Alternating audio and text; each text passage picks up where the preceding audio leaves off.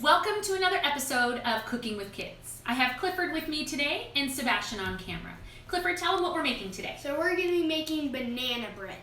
Excellent. And what are the ingredients that we need for banana bread? So you need flour, eggs, baking powder, sugar, oil, non-stick cooking spray, half and half, and bananas. Look at those bananas. So do you see these bananas? Are you wrinkling your nose at these bananas?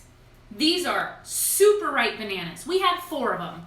Last night, Clifford on his own made us a batch of banana bread, and it was delicious. So we thought we'll save the other 2 and make a video to show you today.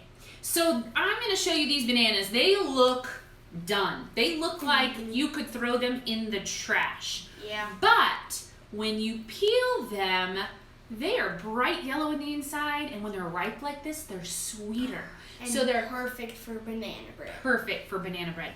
So Clifford, do you mind if I peel these 2? This recipe calls for 2, this is kind of a medium-sized banana, 2 medium bananas, and I'm going to, Here. losing my train of thought here, mash these in this bowl here, while Clifford tells you what the rest of the recipe calls for. So you need 2 cups of flour, which I've already put in this lovely bowl. You need 1 egg.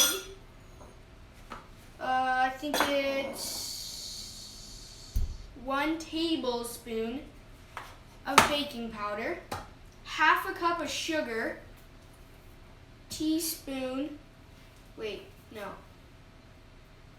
1/4 cup of this oil. You can use any oil. We have olive oil on hand, so that one works well. Yeah. And then half and half. A cup of half and half. You can also use whatever milk or milk substitute you use in your house. We don't drink regular milk. I only have these small half and halves because that's how I like a little bit in my coffee in the morning, and that works great in this recipe. All right? Okay. So I'm going to put the 1 cup of half and half in this cup right here. That measuring cup, that's a liquid measuring cup. There is a difference that makes it much easier to measure out liquid ingredients and has a great little pour spout. I'm going to move these things out of our way. We already put the 2 cups of flour in the bowl, right, Clifford? Yeah, it's empty. No cream for your coffee. No cream for my coffee tomorrow. We have a store run in a couple days. Again, right now we are trying to go once a week or once every 8-9 days, and it's been working. But then when my cream runs out, here we are.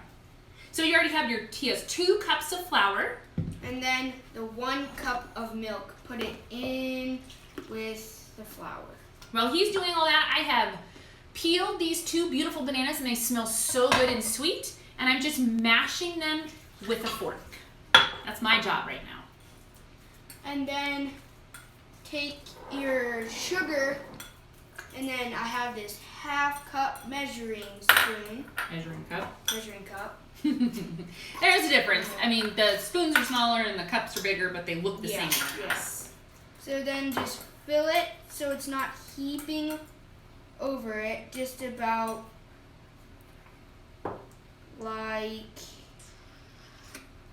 Perfect. this. Like that.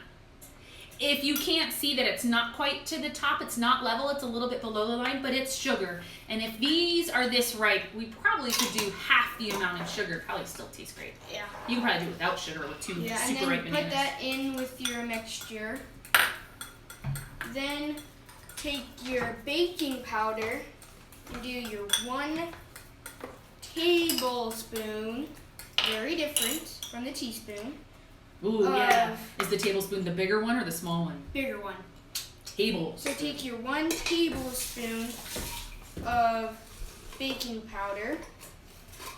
See how I did that? It's almost level with the top, not heaping over. Put that in too.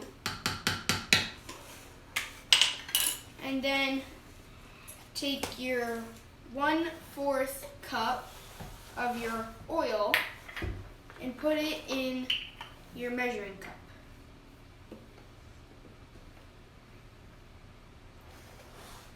Ooh. You did that so well. He stopped it just in time. Then put that in. It's everything else. There we go. Now, crack your 1 egg into the bowl. Clifford is a master egg cracker. He makes breakfast many times. He is an excellent basted egg maker. Maybe one day we'll have to try a basted egg show. Yeah. If you've not had basted eggs, they are amazing. They keep your yolk runny, but yet they're cooked all the whites so that it's not one of those super runny all around, but it's cooked just right, but leaves your yolk runny. Clifford, can I add the 2 bananas? So now I have mashed these 2 bananas really well. It's almost liquidy, having flashbacks of making baby food when you guys were little. And I'm going to take the spatula. One of the reasons you use a spatula, this is the true name of this little apparatus, this kitchen utensil is a spatula. Often, a pancake flipper will be called a spatula, but this is a true spatula.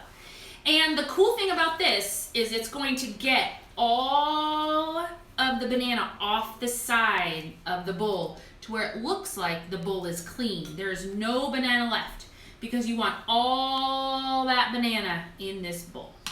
Awesome. And then just stir it up real good. Yeah, you gotta mix it. Clifford, while you do that, can I talk to them about where we got this recipe? Yeah. Or did you want to share with them? You can. This is a banana bread recipe we use all the time. We're very fortunate to have a cookbook from Clifford's great-grandma, and it's a family recipe book compiled of all the famous long ago recipes that his great-grandma's family used in the past. And so this is the banana bread recipe. It's super simple. You could also add chocolate chips if you wanted to, walnuts if you wanted to. I don't know, really. anything like that. Yeah. In there. We like to keep it plain. Again, last night Clifford made this exact recipe and it turned out so fabulous that I'm not gonna lie, we ate the whole loaf last night. We're busted. Mom and Dad had an extra small piece last night when the boys went to bed. Okay, anyway, so that's our family cookbook that we use a lot. It's really fun to see the recipes come out of there. Ooh, All right. So we've already sprayed our pan with non-stick cooking spray. We always want to say it the other way, non-cook sticking spray, but that would be the opposite of what you want. Now you're going to use this spatula. Do you want to dump it this time? I want you to. It's kind of a messy job. Yeah. So now the spatula is going to be important. Once again, that flat rubbery side helps scrape all the gooey ooey goodness off the side of the bowl. So I have my pan. I'm going to hold it with this hand, again, possibly an adult job, and I'm going to pour it into this loaf pan. That's the pan I'm using. I use this pan for bread. I use this pan for meatloaf. Ooh, I love this pan. A lot of stuff.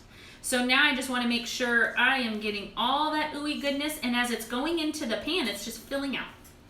I don't know if you can see that. All right. So Clifford, tell them about the temperature of the oven and how long. So you need to preheat the oven to about 400 degrees. Which is what our oven's getting warmed up to right now. And then you put it in for about 30 minutes, check it. If it's not done, put it in for about 10 more, maybe. That's what we did last night. Yeah. And ours ended up taking about 40 minutes, but I do like to check it early on. I don't know, I always say ovens are different and I feel like they're moody. That sometimes it does it in 30 minutes and sometimes it's 32 minutes. But we checked it at 30 minutes and we'll do that with you and we'll see you then. Okay, so it's been about 30 minutes and now I'm going to show you how to check your banana. Ow, bread. Don't touch it, it's hot. So you see how it's kind of gooey like that? That means it's not done. We'll put it in for 10 minutes and get back to you. Okay, it's been about 10 minutes. I'm going to check it again. Ooh, perfect. So check out this beautiful banana bread Clifford made.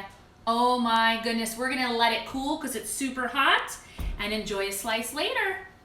Until next time, Bye-bye. bye-bye.